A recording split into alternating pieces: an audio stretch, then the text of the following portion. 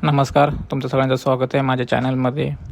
तर राज्य सरकारने राबवण्यात आलेली लाडकी बहीण योजना, या योजनेचा अनेक महिलांना लाभ मिळालेला आहे आणि याच्यापुढेही मिळणार आहे.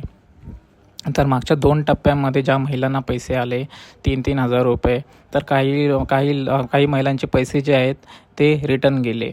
तर काय ही संपूर्ण घटना, आपण ह्याच्याबाबत थोडी माहिती घेऊया. पण त्याच्या आधी तुम्ही चॅनलमध्ये नवीन असाल तर चॅनलला सबस्क्राईब करा.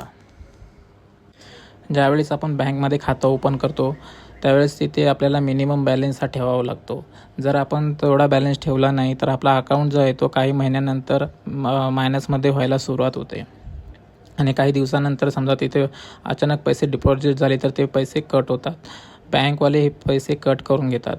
काही महिलांना असं संशय होता की सरकारने ते पैसे कट केले, सरकारने पैसे ते रिटर्न घेतले. तर लक्ष असू द्यात की ते पैसे सरकारने रिटर्न नाही घेतले, ते पैसे बँकवाल्यांनी कट केलेत. जर तुमचं झिरो बॅलन्स अकाउंट असेल तर त्याची काय होतं, तसं टेन्शन घ्यायची गरज नाही, कारण झिरो बॅलन्स अकाउंट जो मायनस होत नाही.